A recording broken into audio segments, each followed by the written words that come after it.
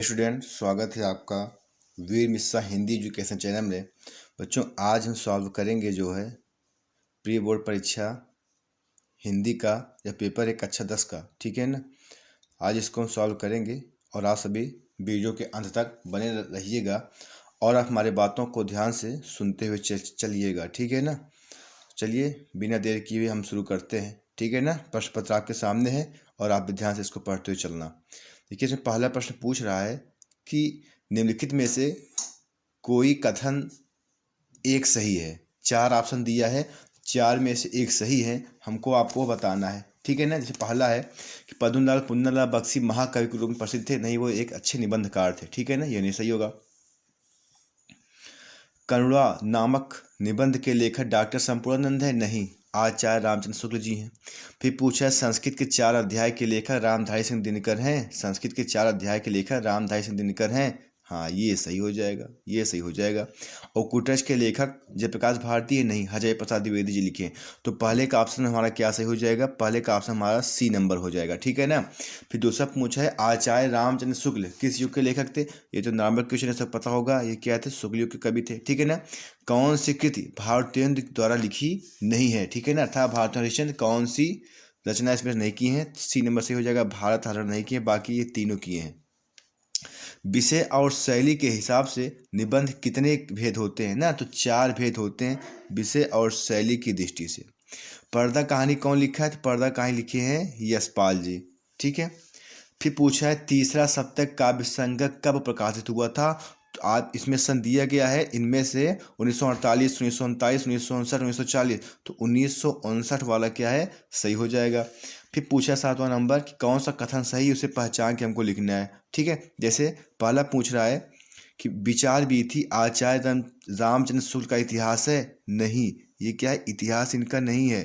ठीक है ना। इतिहास इनका नहीं है। ठीक है।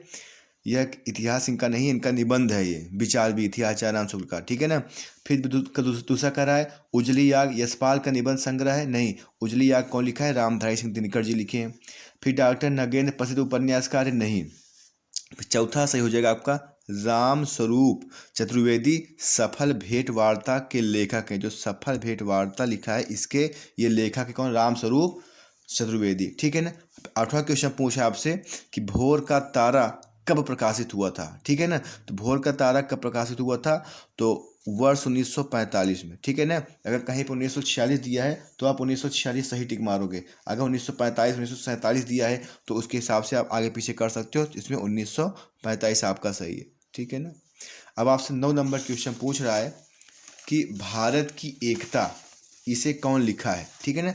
तो जो भारत की जो एकता है इसे लिखने वाले कौन है? 4 ऑप्शन दिए गए हैं, बालकृष्ण भट्ट, वासुदेव शरण अग्रवाल, धर्मवीर भारती, अजय प्रसाद द्विवेदी। तो उसको लिखने वाले कौन है? बी नंबर से हो जाएगा, वासुदेव शरण अग्रवाल लिखे हैं। हिंदी का प्रथम समाचार पत्र कौन था? आप इसको हमेशा जानते रहना। हिंदी का जो प्रथम समाचार पत्र है वो होगा हमारा उद्दंड मार्तंड। हास्य रस का स्थायी भाव क्या होगा? हास होगा। सरल सी बात है।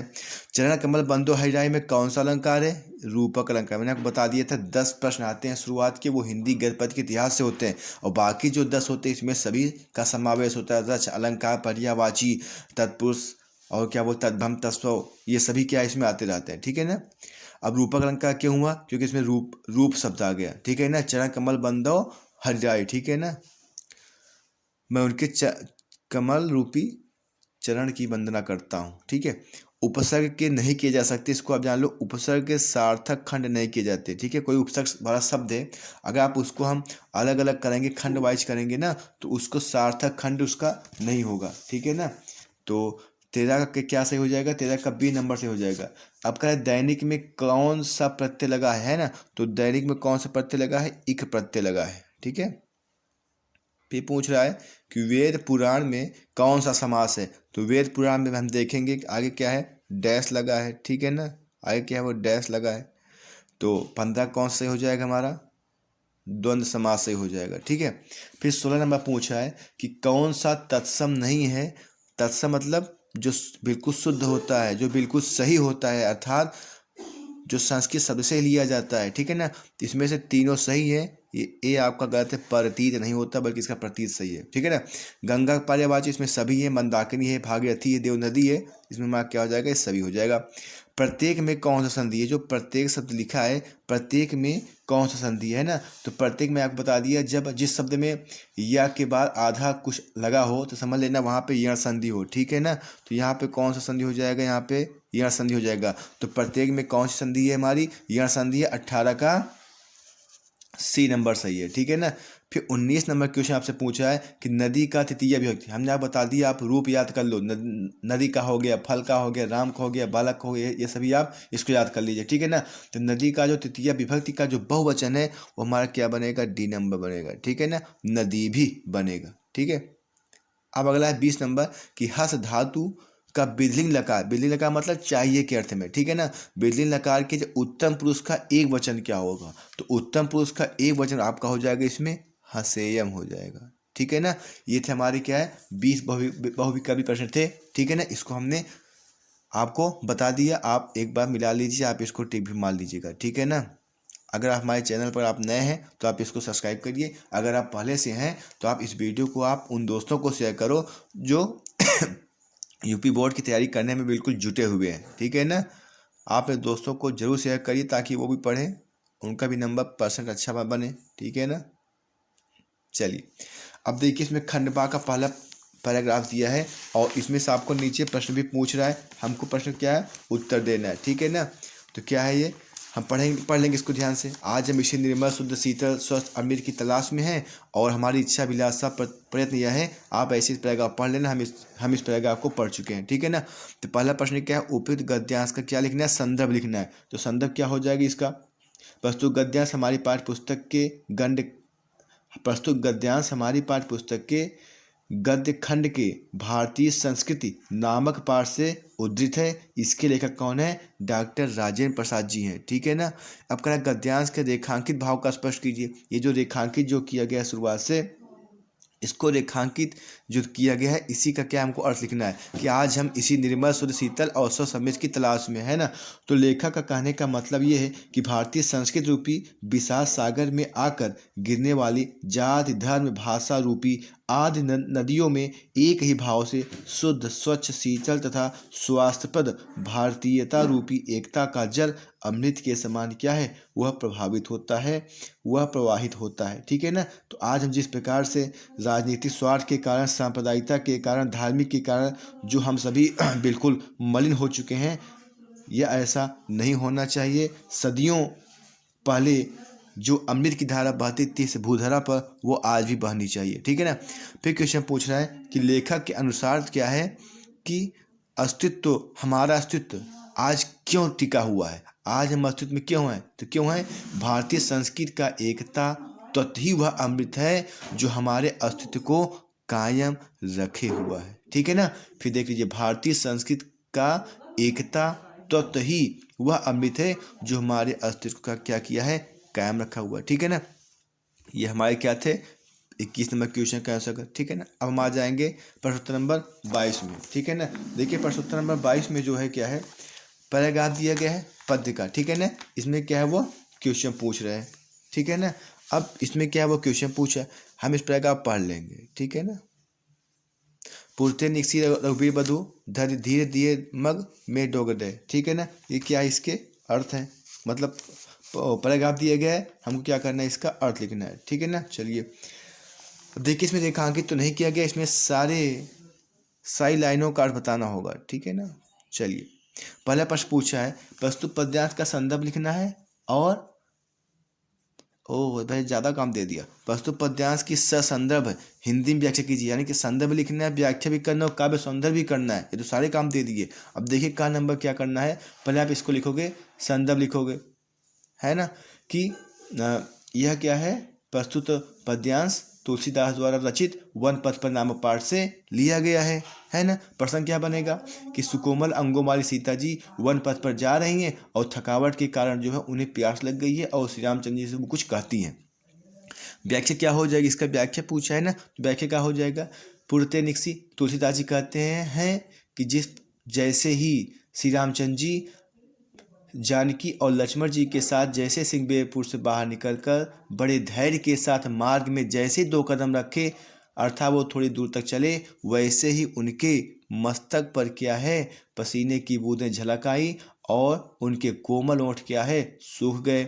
तब वे राम जी से पूछने लगी कि हमें अभी कितना और चलना है और आप पत्तों वाली झोपड़ी कहाँ बनाए। लिखा है ना, चलनो अब केतिक, लिखा है चलनो अब केतिक पर्णकुटी करिहों कित हैं। ठीक है ना। तब वो कहती है राम जी से, हमें अभी कितना और चलना है, आप झोपड़ी कहाँ बनाएंगे। तो पत्नी सीता की ऐसी अधीरता को देखकर जो प्रीतम राम हैं, उनकी सुंदर आंखें आंसुओं से भर गई और उनसे अश्रु प्रवाहित होने लगे। ये इसके क्या हो जाएंगे, अर्थ हो जाएंगे। ठीक है ना। अब देखिए इसी में पूछा है काव्य सौंदर्य आपको लिखना है। ठीक है ना। काव्य सौंदर्य आपको हेडिंग डाल लिखना हो। जैसे पहला क्या हो जाएगा, भाषा क्या है, इसमें भावानुकूल ब्रज भाषा है। ठीक है ना। इसमें रस आप डालोगे हेडिंग, रस कौन है, रस क्या है, श्रृंगार है। अलंकार क्या है, अनुप्रास है। छंद क्या है, सवैया है। ये आप क्या हो जाएगा, यह काव्य का सौंदर्य हो जाएगा। ठीक है ना। अब चलते हैं प्रश्न नंबर ख में। किस कारण सीता जी के माथे पर पसीना आ रहा था। ठीक है ना। और उनके ओंठ सूख गए थे। तो अत्यधिक पैदल चलने के कारण जो है उनके माथे पर अत्यधिक पैदल चलने के कारण और प्यास लगने के कारण जो है उनके मस्तक पर पसीने की बूंदें आ गई थी और उनके कोमल ओंठ प्यास से सूख गए थे। फिर पूछा श्री रामचंद्र जी के नेत्रों में आंसू क्यों बहने लगे थे। क्योंकि मार्ग के श्रम से सीता की अधीरता देखकर श्री राम जी के नेत्रों में क्या हो गए, आंसू बहने लगे। ठीक है ना। अब देखिए फिर 23 नंबर क्वेश्चन है कि आप क्या जीवन परिचय आपको लिखना है। ठीक है ना। क्या करना है आपको, जीवन परिचय आपको लिखना है। तो जीवन परिचय आप लिख सकते हो और आप उसको क्या है, याद भी कर सकते हो। ठीक है ना। तो जीवन परिचय आप लिख सकते हो और आप जीवन परिचय याद कर सकते हो। ठीक है। इसको हम आपको नहीं बता रहे हैं। ठीक है। बस आपको इतना बताएंगे कि जिस कवि का जीवन परिचय लिखना होता है, हम 1-2 लाइन उनके बारे में पहले लिखते हैं कि वो किस काल के थे। ठीक है ना। वो अच्छे उपन्यासकार थे, अच्छे साहित्यकार थे, क्या थे। ठीक है ना। उनको लिखने के बाद तब उनका जीवन हम शुरू करते हैं। ठीक है ना। चलिए हम चलते हैं 24 नंबर प्रश्न पर। गद्यांश दिया गया है संस्कृत में, इसका अनुवाद करना है। ठीक है ना। संदर्भ क्या होगा कि प्रस्तुत गद्यांश हमारी पाठ पुस्तक के संस्कृत खंड के भारतीय संस्कृति नामक पाठ से उद्धृत है। हम इस पैराग्राफ आप पढ़ लिए हैं। ठीक है ना। आप भी इसको पढ़ लेना। चलिए हम इसका अर्थ बताएं, ध्यान सुनिएगा। लिखा है मानव जीवन से संस्करणम संस्कृति। मानव जीवन को संवारना ही क्या है, संस्कृति है। अस्माकं पूर्वजा मानव जीवनम संस्कर्तुम महानतम प्रयत्नम अकुर्वन्। हमारे पूर्वजों ने मानव जीवन को संवारने के लिए क्या है, अत्यधिक प्रयास किए थे। ठीक है। ते अस्माकं जीवन से संस्करणाय यान। उन्होंने हमारे जीवन को संवारने के लिए यान आचारान विचारान, जिन आचरणों और विचारों को अदर्शन प्रदर्शित किए थे, वह सभी हमारी क्या है, संस्कृति है। ठीक है ना। लिखा है उन्होंने हमारे जीवन को संवारने के लिए जिन आचरणों और विचारों को प्रदर्शित किया, वह सब हमारे क्या है, संस्कृति है। ठीक है ना। ये इसका अर्थ हो जाएगा। अब आपसे खा नंबर पूछ रहा है, जो है कि इसमें दिया है और आपसे पूछ रहा है इसके क्या अर्थ होंगे। ठीक है ना। ये पद से आपको दिया गया है।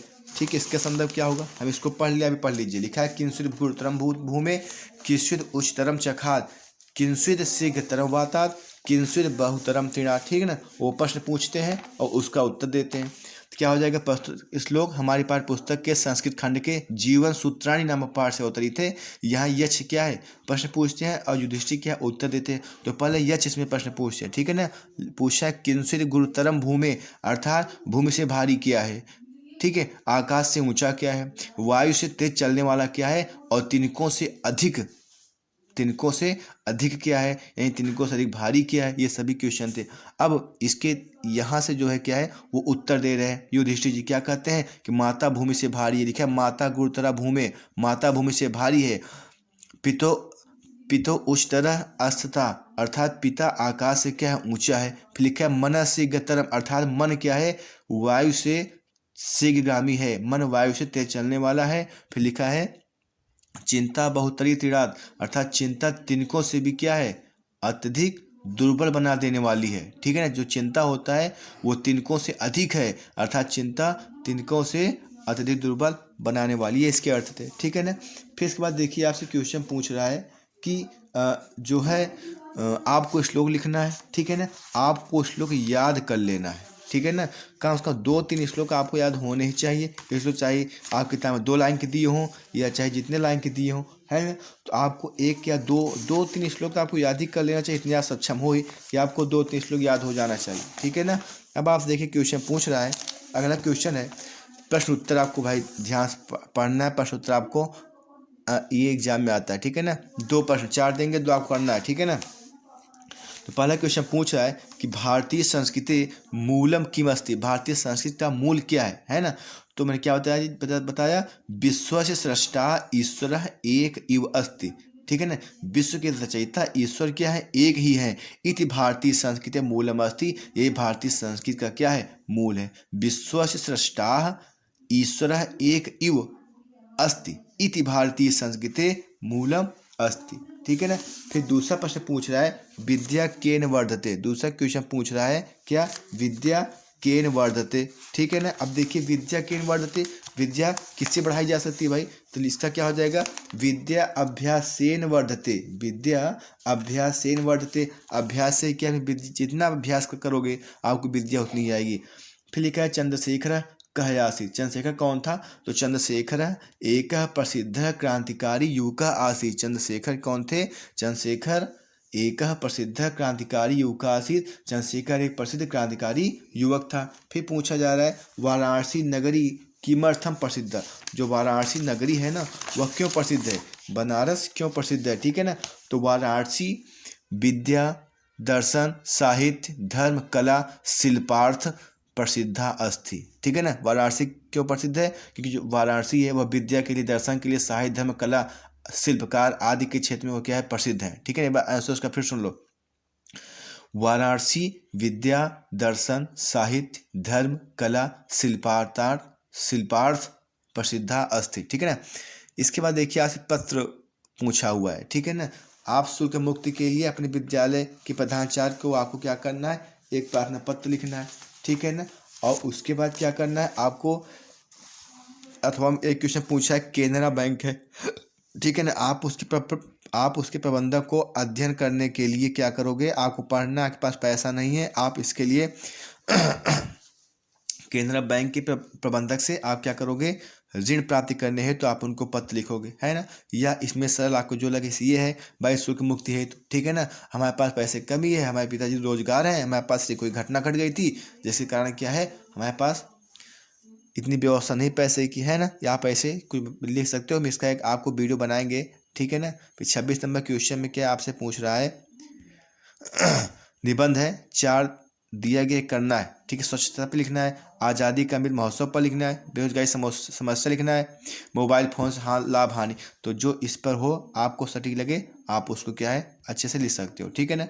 फिर 27 नंबर क्वेश्चन पूछ रहा है कि अपने पठित खंडकाव्य का सारांश लिखिए अथवा चलचित्र। हमने आपको पहले बता दिया है कि आप जिस भी आप जिले के हो, ठीक है ना, प्रतापगढ़ के हो, प्रयागराज के हो, आप आजमगढ़ सुल्तानपुर, आप जिस भी जिले को उस हिसाब से जो है आप क्या खंड का अपना तैयार कर लीजिए। और खंड का मैंने बता दिया, या तो आप सारांश याद कर लीजिए। जैसे मान लीजिए आप इसमें पूछा है कि अपने पठित खंड का पे सारांश। अब सारांश में आपको सर्ग नहीं लिखना है कि कौन सा सर्ग है कौन सा क्या है, आपको एक सारांश बना के कहानी बना करके आपको 1 पेज आपको लिख देना है। ठीक है ना। अगर आपको वो भी कठिन लग रहा है तो आप क्या होगा, आप चित्रण आप याद कर लीजिए। ठीक है ना। कथा नायक का कोई न कोई चरित्र होगा, चाहे कृष्ण हो गए, ठीक है ना, ऐसे ही द्रौपदी हो गई। तो ऐसे आप क्या करो 4 हेडिंग आप चरित्र का याद कर लीजिए, वह यह बनाकर वही आप लिख दीजिए। तो विद्यार्थियों आप हमको ये बताओ आपको यह वीडियो हमारा कैसा लगा। ठीक है ना। क्या हमारा यह वीडियो आपके लिए लाभकारी सिद्ध हुआ या नहीं। ठीक है ना। आप लास्ट में कमेंट आप करके ज़रूर बताना। ठीक है ना। आपको ये वीडियो कैसा लगा, और आप ज़रूर अपने जो आपके साथ पढ़ने वाले अन्य बच्चे हैं, ठीक है ना, आप उनको हमारे वीडियो को आप जरूर शेयर करिएगा ताकि वो भी क्या है पढ़ें। ऐसी वीडियो बने रहे हो। हम आपको बहुत सारे मॉडल टेस्ट पेपर हम आपको सॉल्व करवाएंगे। अभी हम आपको सामाजिक विज्ञान का भी जो है आपके बीच में हम मॉडल पेपर प्री बोर्ड परीक्षा सॉल्व करवाएंगे। ठीक है प्रिय विद्यार्थियों, आपका बहुत बहुत धन्यवाद।